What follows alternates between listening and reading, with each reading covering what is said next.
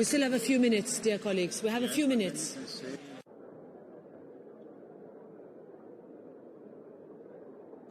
We are waiting for President Zelenskyy to connect. As soon as we see him on the screen, we will start.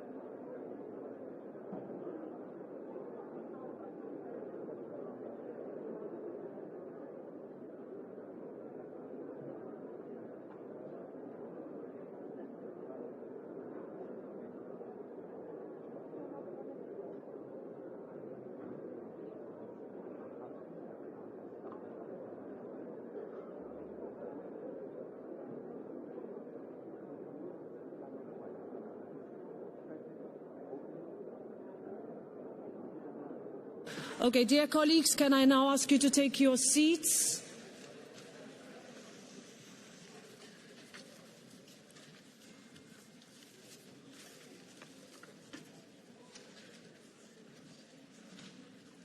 Thank you for being here, dear members and dear guests. Today we mark 1,000 days since Russia's unprovoked and illegal invasion of Ukraine. To begin, I would like to invite you all to watch a short video showing how this European Parliament has stood with Ukraine for 1,000 days, and we will continue to do so for as long as it takes.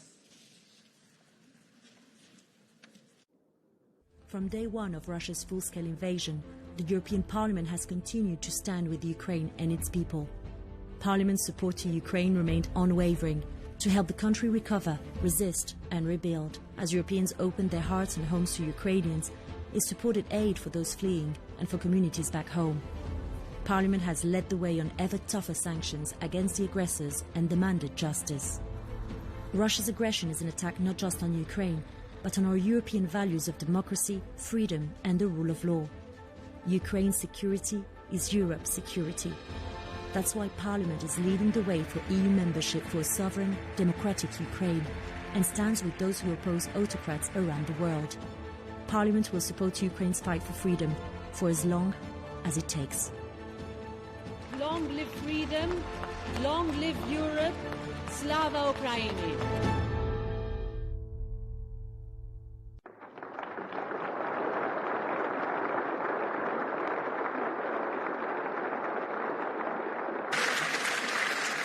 Now it is an honor to welcome the President of Ukraine, Volodymyr Zelenskyy, joining us live.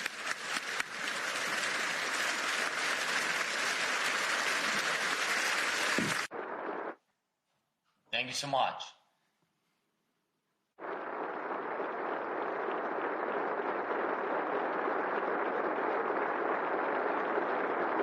Thank you.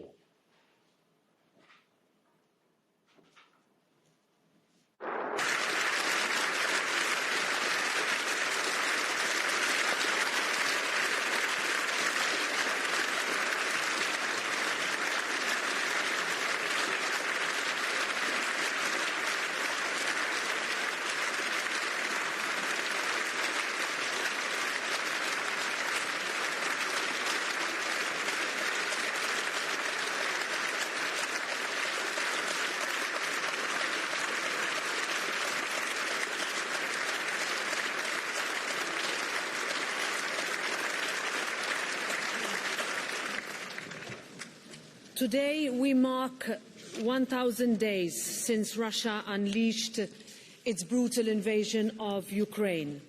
1,000 days of terror, suffering and unimaginable loss. 1,000 days of courage, resilience and unbreakable spirit. For 1,000 days, the people of Ukraine and you, President Zelenskyy, have shown the world what true bravery looks like. You have stood up, refusing to break. Your people are an inspiration to all who value freedom around the world. And for 1,000 days, this European Parliament has stood shoulder to shoulder with the people of Ukraine and their representatives in the Verkhovna Rada, united and unwavering. And we will continue to stand with Ukraine today, tomorrow and every day for as long as it takes.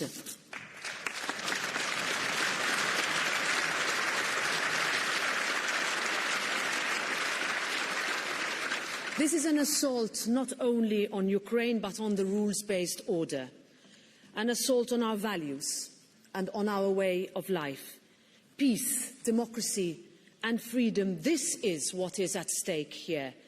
And we know the sacrifice the Ukrainian people are enduring, not just for themselves, but for all of us. I will forever be proud that this Parliament has led the charge in supporting Ukraine with political, financial, humanitarian and military assistance, and we will always stand for peace, a real peace based on justice, dignity, and the principle of nothing about Ukraine without Ukraine. This is why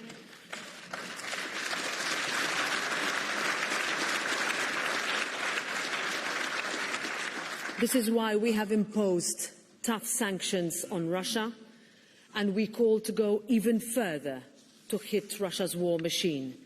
This is why we were the first to call for Ukraine's rightful place inside our European Union. And this is why we were there on the ground in Kiev just a couple of weeks after the invasion began.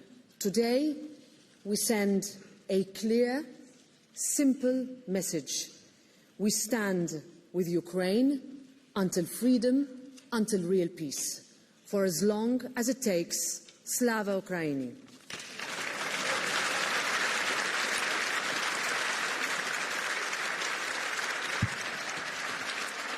Now I give to you, dear President, dear Volodymyr, the floor is yours.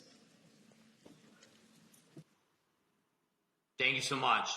Thank you very much, dear Roberta, Madam President, dear ladies and gentlemen, dear friends, our friends of Ukraine. I thank you for supporting Ukraine. Thank you, Roberta, for calling this extraordinary session of the European Parliament to mark 1,000 days of full-scale war. Thank you for ensuring that not a single one of the 1,000 days of this terrible war became a day of betrayal of our shared European values. We've proven that these values are not just words, not something abstract. European values and the European way of life, when transformed into action, protect the lives of real people. Thank you so much. Together, Ukraine, all of Europe and our partners in America and around the world, we have succeeded not only in preventing Putin from taking Ukraine, but also in defending the freedom of all European nations. Even with North Korea's Kim Jong-un, but by his side, Putin remains smaller than the united strength of Europe. I urge you not to forget this, and do not forget how much Europe is capable of achieving. And if we could stop Europe's way of life from falling, then we can surely push Russia towards a just peace. Peace is what we desire most. 2 years ago, we proposed the peace formula, and I'm grateful to all of Europe and every partner who has supported it.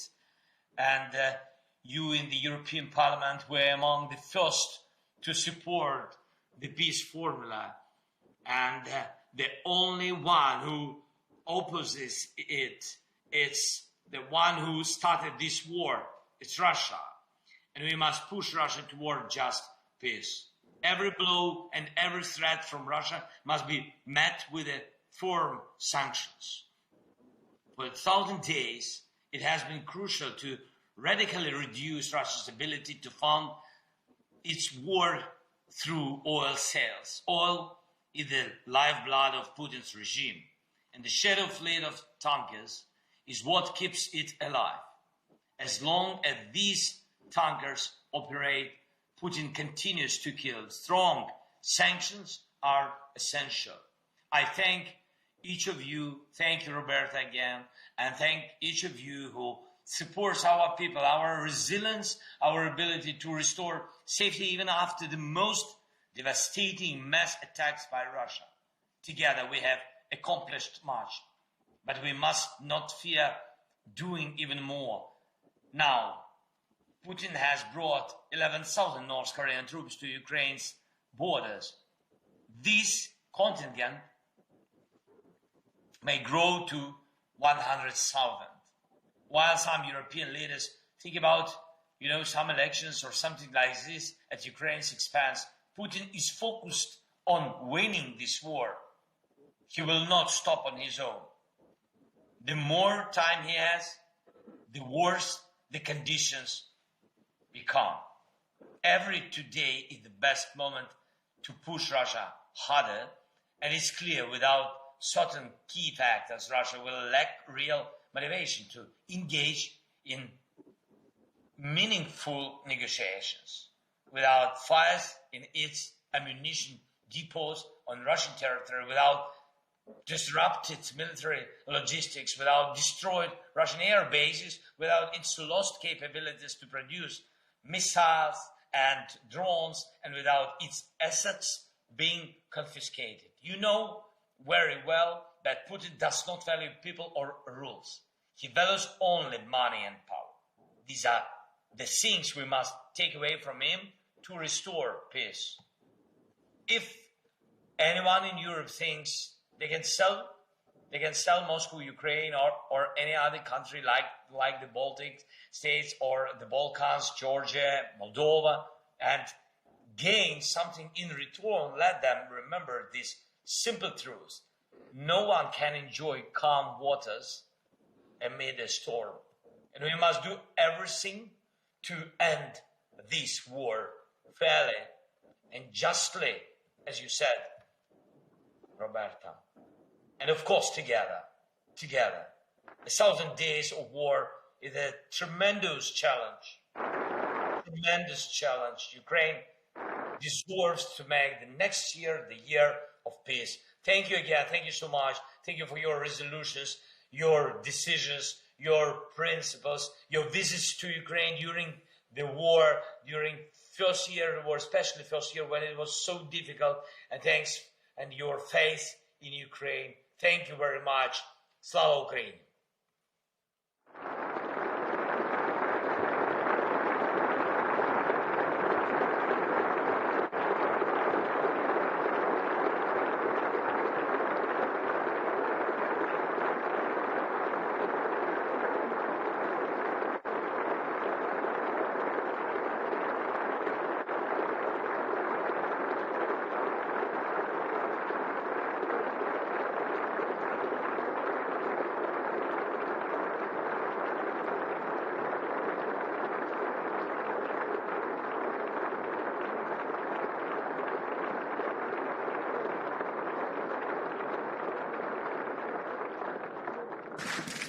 Thank you very much, President Zelenskyy. Now I give the floor to Manfred Weber from the EPP Group.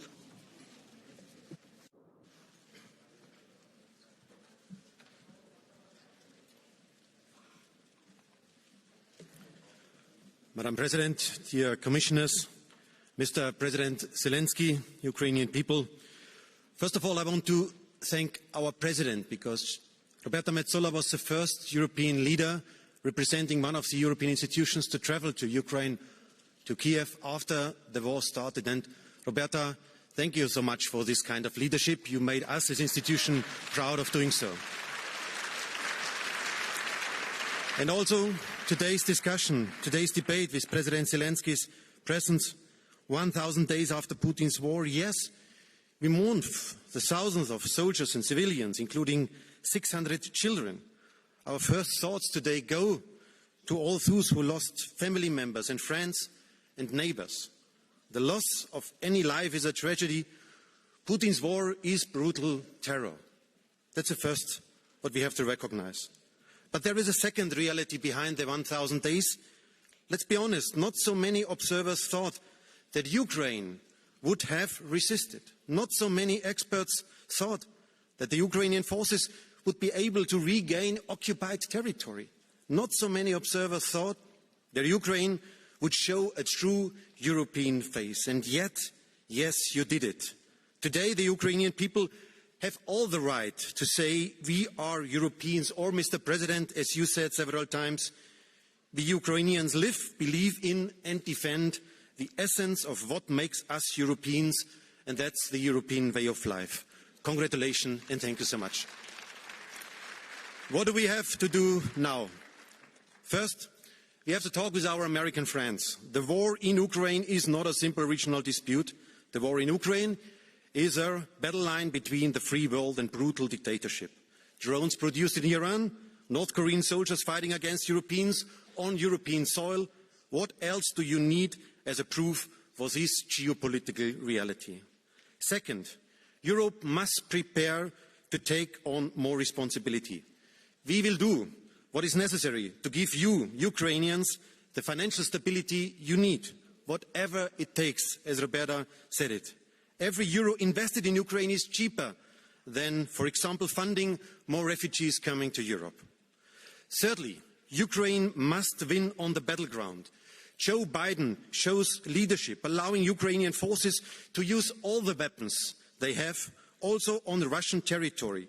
With this kind of leadership, it is up to the Europeans to do now the same. Chancellor Scholz said that he would take all the steps necessary together with our American friends. That's why please give now Ukraine the necessary Taurus missiles they need. Fourthly, Ukraine will be a member of the European Union soon. I want to thank the European government and the Parliament for all the reforms they have already implemented. You want to become a modern, a free and a democratic country. There is still a lot to do, but the efforts are clear. And we, as European People's Party, support you on this. And the fifth point, dear colleagues, what we have to do? Russia will not change. Russia will continue to be an imperialistic power, a security threat to all Europeans. That's why we need a long-lasting security architecture. And for us as EPP, it's clear, Ukraine must become member of the NATO. All other security guarantees haven't brought peace. And together with today's strongest army in Europe, that are the Ukrainian forces, we can build up a European pillar of defense to protect the European eastern border on the long term. The only way, dear friends, the only way is peace through strength, not concessions. We will not allow Putin to steal Ukraine's European future. We stand with Ukraine, and yes, we will win. Thank you. Mr. Weber. And now I give this floor to the chair of the S&D Group, Irache García Pérez. Gracias, Presidenta. Thank you, Madam President. Presidente Zelenskyy, bienvenido al Parlamento Europeo. Muchas gracias por acompañarnos en un momento tan difícil para Ucrania. times Pese a la are so difficult distancia, for Ukraine. es un Despite the placer y un gran distance, honor it's a pleasure contar con and su an presencia honor to have en you nuestra here casa with común, us in en la the shared casa house, de la the democracia house europea. of European Hoy se cumplen democracy. 1000 días desde la Today invasión marks de 1,000 Rusia days contra since the Ucrania, large-scale pero también invasion hace of 4000 días Russia against desde que Ukraine. But there's empezó also la agresión 4,000 en days 2014. since the aggression began in Señor Zelenskyy, 2014. este Mr. año conmemoramos el Zelenskyy, this 10º year we aniversario commemorate the 10th de la anniversary revolución de of the dignidad.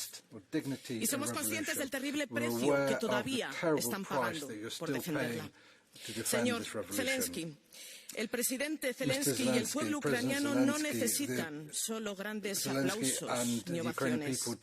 Tampoco solemnes palabras sobre su coraje y su resistencia que ya conocemos. Ucrania necesita armas, porque las guerras no solo se ganan con el poder de la palabra, las guerras también se ganan con munición, con tanques y con defensas aéreas. Seamos honestos con el presidente Zelenskyy. Si mañana la Unión Europea fuera atacada por Putin, nos preguntaríamos si es legítimo golpear al enemigo desde donde nos golpean. Nos preguntaríamos si es legítimo utilizar los activos congelados del agresor para armarnos y reconstruirnos. Con cada línea roja que nos autoimponemos, el pueblo ucraniano lo paga en vidas humanas y destrucción. Presidente Zelenskyy, usted logró el despertar de la memoria europea.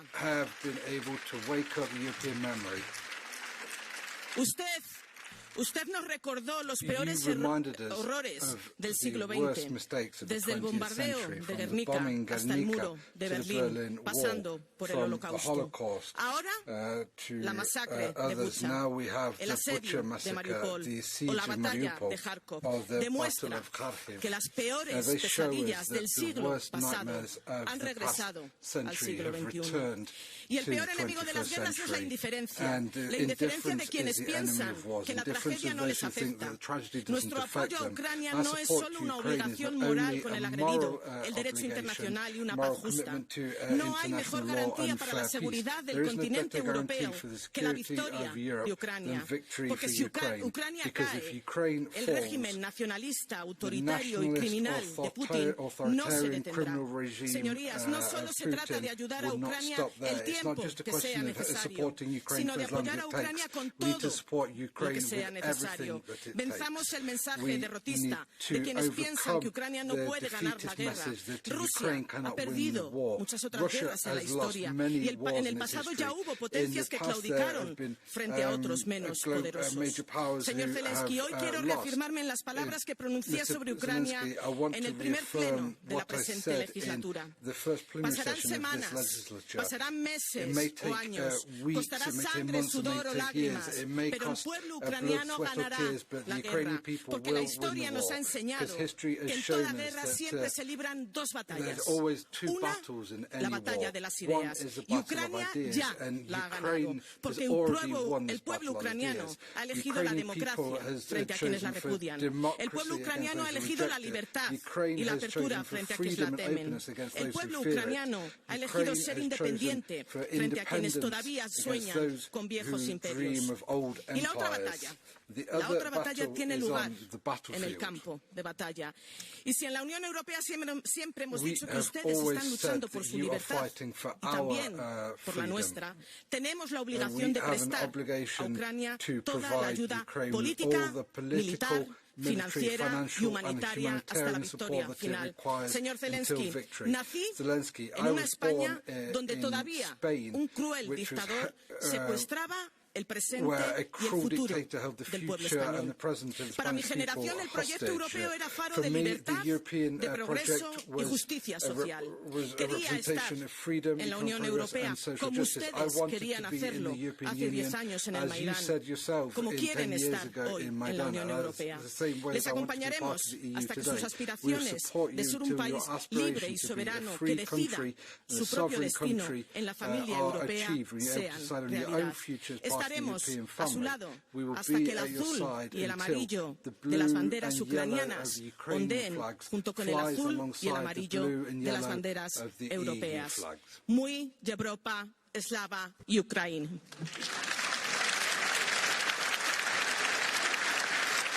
Now I give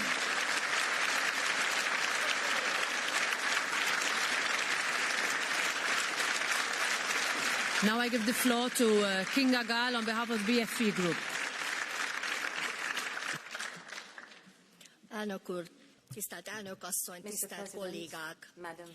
Ezredik napja tart a pusztító háború Ukrajnában, és nem látszik a vége. Az álláspontunk a háború kezdetétől fogva egyértelmű. Elítéljük Oroszország katonai agresszióját, az erőszakot, amely nem csak a nemzetközi jog alapján jelent súlyos sérelmet, de morális szempontból is igazolhatatlan. Együtt érzünk az ukrán emberekkel, a kiállásukkal. Elismerjük az ország önvédelemhez való jogát, kiállunk Ukrajna területi integritása és szuverenitása mellett. Ahogy az Unió egésze, úgy Magyarország is erején felül segíti Ukrajnát. Országunk történetének legnagyobb humanitárius segítségnyújtási akcióját hajtja és hajtotta végre. A háború kitörése óta naponta 10 000 menekült érkezik hazánkba, összesen több mint 1,4 millió ukrán menedékkérőt fogadtunk eddig. A Magyarországon lévő menekülteknek lakhatást, egészségügyi ellátást, a gyermekeknek anyanyelvi oktatást biztosítunk. Továbbra is mindent megteszünk az ukrán emberek megsegítése érdekében. Az elhúzódó harcok jóvá tehetetlen károkat okoztak. Százezrek vesztek oda, és sebesültek meg. Családok szakadtak szét, váltak földön. 4 fiúgyermek édesanyjaként különösen együtt érzek az édesanyjákkal. Én csak így tudom nézni az elmúlt 1000 nap szörnyű pusztítását. Felfoghatatlan emberi tragédia és szenvedés. Minél tovább tart a háború, annál több lesz az áldozat, annál nehezebb lesz az emberi utánpótlás biztosítása Ukrajna számára. A mi fájdalmunkat fokozza, hogy egyre nagyobb számban vesznek oda a fronton ukránok mellett kárpátaljai magyarok, az ukrajnai magyar kisebbség tagjai is. A háború a szomszédunkban zajlik, így számunkra a konfliktus eszkalációja drasztikus következményekkel járna. Ezért nem veszünk részt az Ukrajnába irányuló fegyverszállításokban, és ellenezzük azokat a javaslatokat, amelyek eszkalációhoz vezethetnek. Szembe kell nézni azzal, hogy az Unió eddigi Ukrajna stratégiája nem váltotta be a hozzáfűzött reményeket, és nem hozta el a háború végét. Meggyőződésem, hogy egy háborús konfliktusban az életek mentése és a szenvedők megsegítése a legfontosabb. Ehhez mielőbb tűzszünetre és béketárgyalásokra van szükség, hiszen csak így lehet véget vetni a pusztításnak. Jó, hogy egyre többen beszélnek a diplomáciai megoldás fontosságáról. Donald Trump megválasztásával most minden eddiginél jobb esélyünk nyílik el. Ha pedig sikerül véget vetni a háborúnak, kell majd egy átfogó stratégia Ukrajna újjáépítéséről és az Unió ebben betöltött szerepéről is. Most mindenek előtt a béketeremtésre kell now must be on peace building above all. Now I give the floor on behalf of the ECR group to its chair, Nicola Procaccini.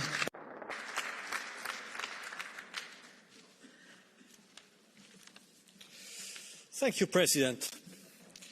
1,000 days ago, what was disguised as a mere Russian military exercise on the border with Ukraine turned out to be a full-scale invasion.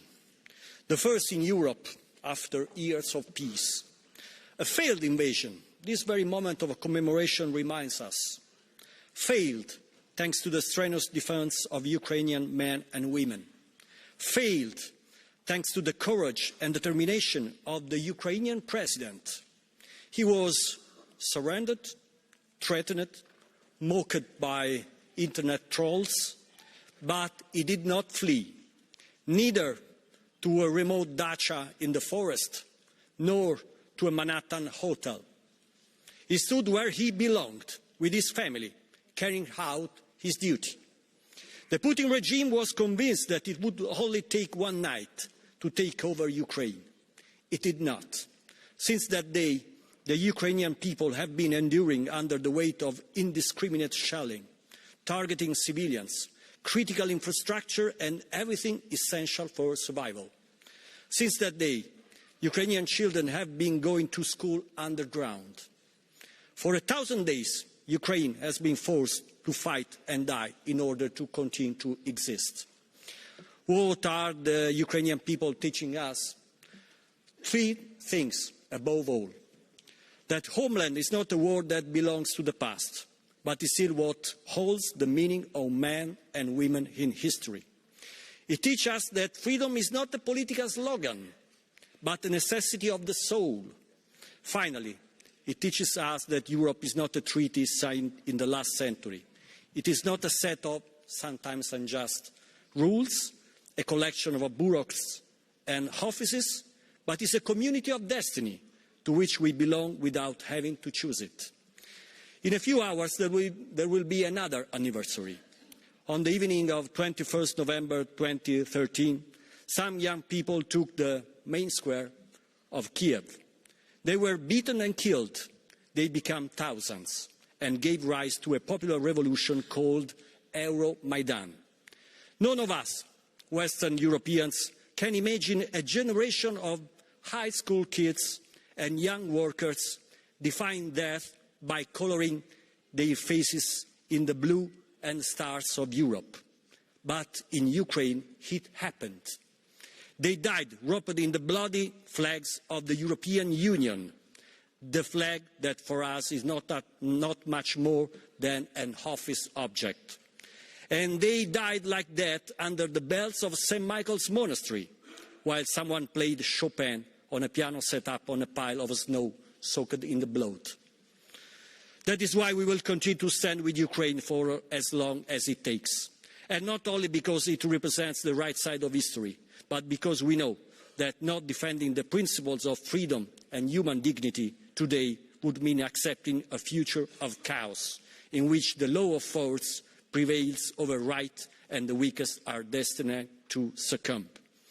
Those watching this war in China, in Africa, in the Middle East, in Latin America, are waiting to know whether the entire West still believes in its founding values.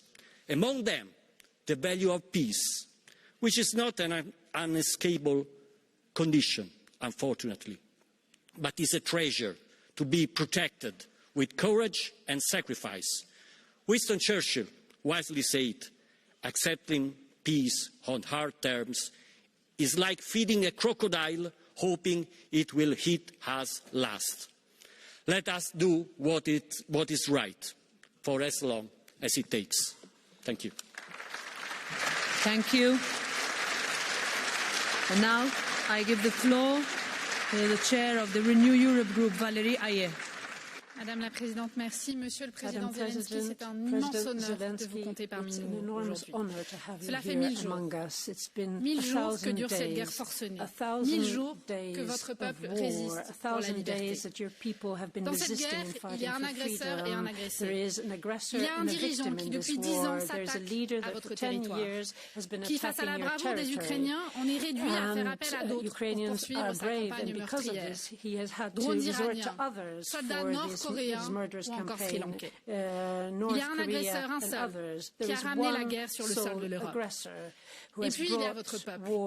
Chaque jour, les soldats comme les civils d'Ukraine subissent des attaques d'une barbarie sans nom. Et malgré l'horreur, votre peuple tient bon. Avec un courage hors du commun. Et avec l'Europe à vos côtés. Alors certains dans ce Parlement se prétendent pacifistes. Mais disons les choses clairement. Ils sont les alliés de Vladimir Poutine. Et ce qu'ils prônent sous couvert de la paix, ce n'est rien d'autre que la loi du plus fort. Car qui a déclenché cette guerre? Qui mène sa politique expansionniste? Qui est aujourd'hui poursuivi par la CPI? C'est M. Poutine et personne d'autre.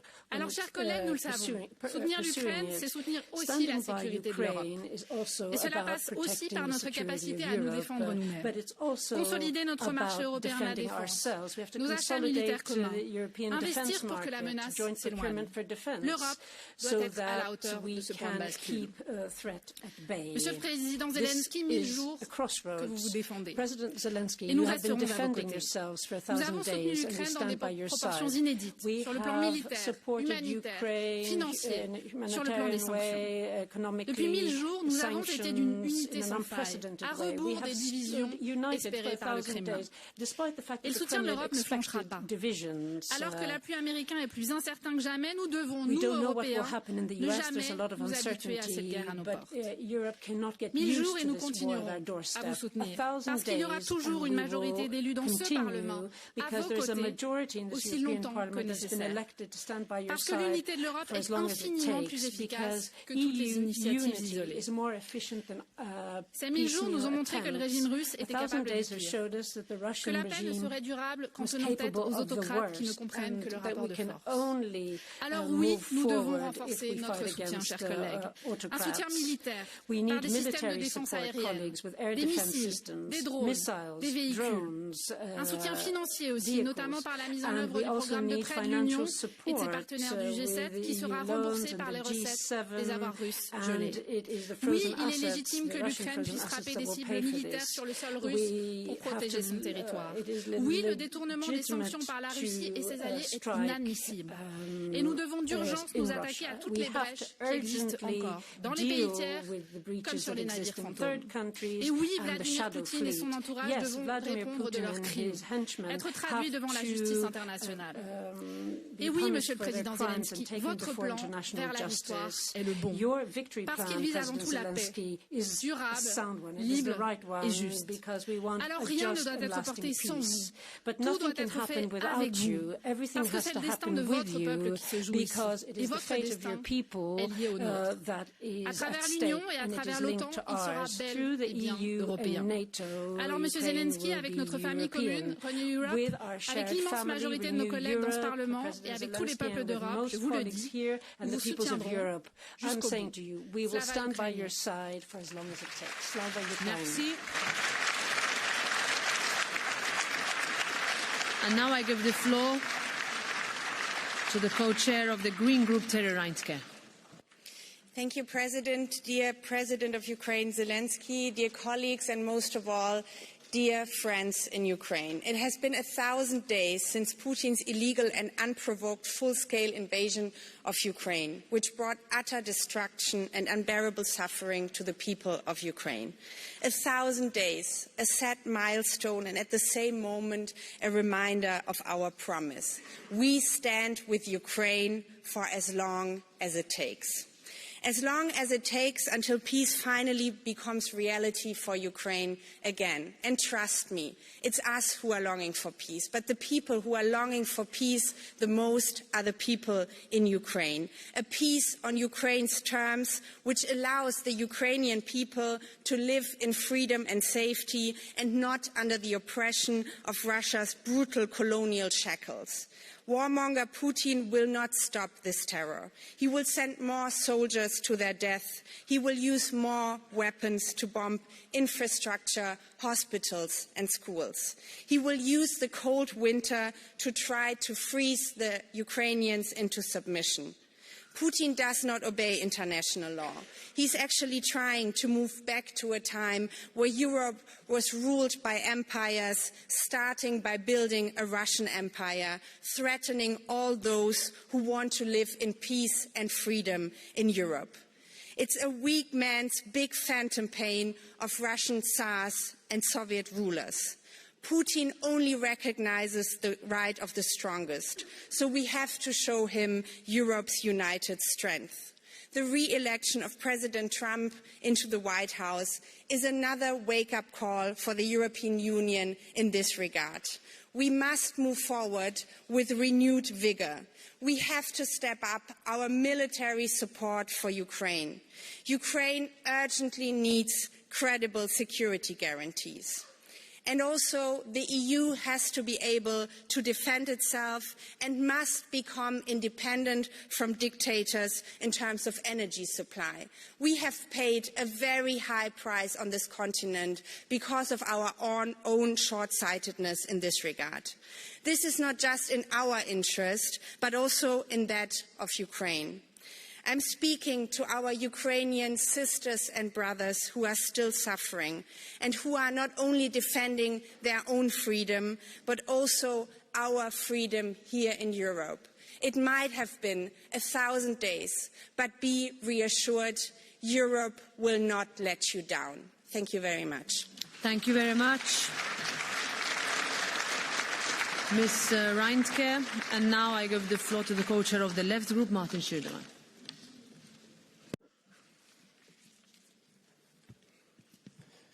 Vielen Dank, Frau Präsidentin, Herr Präsident Zelenskyy. Seit nunmehr 1000 Tagen tobt der Angriffskrieg gegen die Ukraine und weit mehr als 10.000 Zivilisten sind mittlerweile in Putins mörderischen Krieg getötet worden. Meine Solidarität und mein Mitgefühl gehört der notleidenden ukrainischen Bevölkerung. Und deshalb ist es richtig, dass Millionen von kriegsgeflüchteten Frauen, Alten und Kindern für die Zeit des Krieges in der Europäischen Union humanitären Schutz gefunden haben. Und diejenigen, die diesen Schutz jetzt hier in Frage stellen, auch in diesem Haus, möchte ich sagen, ihr sollt euch schämen. Hunderttausende Soldatinnen und Soldaten sind in diesem Krieg getötet worden. Ukrainische, die ihr Land zu Recht verteidigen, und russische, von denen viele, und auch das gehört zur Wahrheit, diesen Krieg nicht wollten und die ein imperialer Herrscher auf den von ihm geschaffenen Schlachtfeldern in einen grausamen Tod geschickt hat. Dieser Krieg muss schnellstmöglich enden. Herr Präsident Zelenskyy, unser Ziel ist ein gerechter und dauerhafter Frieden, ein Frieden, dem internationales Recht zugrunde liegt, der die Souveränität der Ukraine achtet. Russische Soldaten haben nichts in der Ukraine verloren.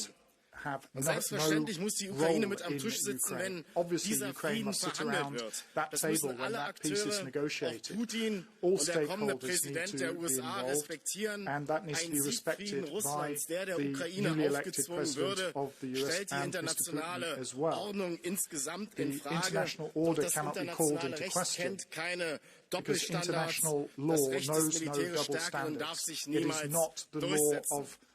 Denn sonst werden Autokraten und imperiale Staaten immer wieder die territoriale Integrität anderer souveräner Staaten bedrohen und kriegerische Katastrophen heraufbeschwören. Doch dafür müssen wir den Weg aus der Sparte des Militärs und der Gewalt finden und Diplomatie erzwingen durch internationale Kooperation, durch anhaltenden und verstärkten politischen Druck der Staatengemeinschaft auf Russland. Da haben alle zu wenig gemacht, die EU-Kommission und die europäischen Regierungen, die USA und China. Und wir müssen andererseits den ökonomischen Druck erhöhen durch gezielte und effektive Sanktionen gegen Putins Machtapparat, gegen den militärisch-industriellen Komplex, gegen seine Oligarchen und gegen seine Schattenflotte, mit deren Hilfe er die Sanktionen umgeht. Der Wiederaufbau der kritischen und zivilen Infrastruktur für die Menschen in der Ukraine muss jetzt beginnen. Und ein internationaler Schuldenschnitt wäre dafür eine wichtige Hilfe. Herr Präsident, ich möchte nicht, dass sich am Krieg und am Wiederaufbau der Ukraine vor allem große Konzerne und das internationale Kapital eine goldene Nase verdienen. Demokratische Rechte müssen auch in Kriegszeiten verteidigt werden, denn die Zukunft der Ukraine muss den Ukrainerinnen und Ukrainern gehören. To rebuild their country. Thank you, Mr. Schiedemann. So I thank you all, dear members. In the darkest of nights, Ukraine has shone as a beacon of courage, resilience and hope for all of us. This week, as a symbol of our bond, the flags of Ukraine and the European Union fly together across Brussels, Strasbourg and Luxembourg, and the European Parliament is illuminated with the radiant blue and yellow of Ukraine, a vivid reminder that Ukraine's struggle is our struggle too. So we stand with Ukraine, united, steadfast and unwavering for as long as it takes. Thank you very much. Now the next part session will take place from the 25th to the 28th of November. This session is adjourned and the sitting is closed.